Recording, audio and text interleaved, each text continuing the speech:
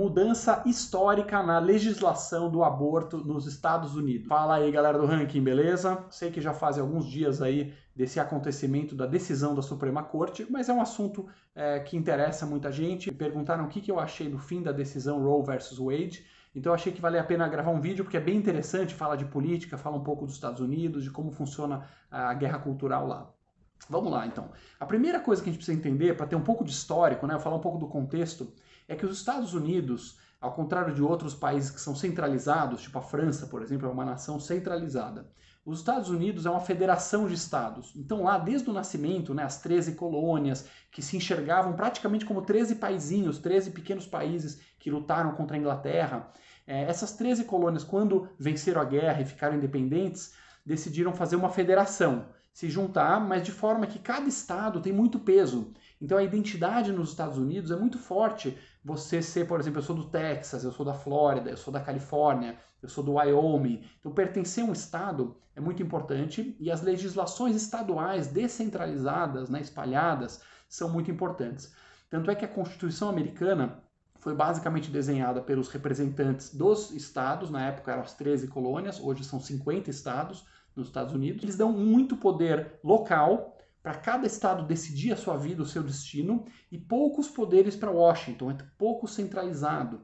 Lá tem uma ideia muito positiva, na minha opinião. Você não tem que ter um burocrata lá em Brasília, ou no caso deles em Washington, decidindo a vida de 300 milhões de americanos, decidindo para todo mundo a mesma coisa. Cada estado vai fazendo os seus experimentos, vai fazendo a sua política pública, e aí vai comparando inclusive com os outros. Pô, o que é melhor você copia, o que está ruim você para. Tem estados que são mais conservadores, então tem leis um pouco mais conservadoras, tem estados mais liberais e tal. Pois bem, quando chegou o século XIX, lá para 1860 até 64, 65, mais ou menos esse período, teve a famosa Guerra Civil, a Guerra da Secessão Americana, Norte contra Sul, todo mundo escutou falar, que era em nome da escravidão, né? O Sul tinha escravidão, o Norte não tinha, e aí foi travada essa guerra, o Norte venceu, a escravidão foi eliminada, e colocaram lá na Constituição Americana emendas para impedir que a escravidão voltasse para os Estados Unidos. Então tá lá que você tem direito à sua vida, à sua liberdade e à privacidade. Está escrito uma emenda lá falando todo mundo tem direito à privacidade. E aí foi passando o tempo, chegamos lá 50 anos atrás, agora, mais ou menos 1970. Então essa moça, basicamente, ela foi impedida de realizar o aborto, porque naquele lugar era proibido, e ela processa o Estado. E o apelido dela é Roe, não é o nome dela verdadeiro, é um pseudônimo para proteger a identidade dela, mas colocaram no processo Roe. E o cara que estava do outro lado era o promotor de justiça chamado Wade, esse era o nome dele mesmo, Roe versus Wade. Ficou super famoso esse caso, foi parar na Suprema Corte. E o que os advogados dela argumentaram?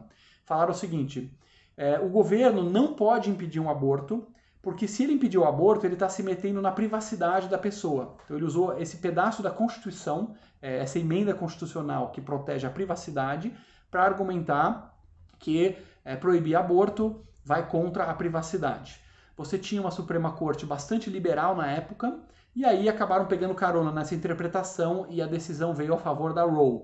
Então dizendo, olha, a partir de agora o Estado, o governo, as prefeituras, os estados, o governo federal, ninguém pode impedir um aborto nos Estados Unidos, porque isso seria infringir a privacidade da pessoa e isso é inconstitucional, isso fere a Constituição americana. Né? Lembrando que a Suprema Corte ela serve para interpretar a Constituição e aí dá decisões de acordo com a Constituição. No Brasil é diferente, eles julgam de tudo e mais um pouco, fazem um monte de coisa, se mete em ativismo judicial, mas na teoria o que o Supremo Tribunal deveria fazer é interpretar a Constituição, que nos Estados Unidos ela é curta, enxuta, então muito menos casos vão lá para ele. E aí, o que aconteceu basicamente? Um assunto que era político, era um assunto dos estados, de debate, de discussão na sociedade, cada estado definindo o seu caminho, virou um assunto judicial.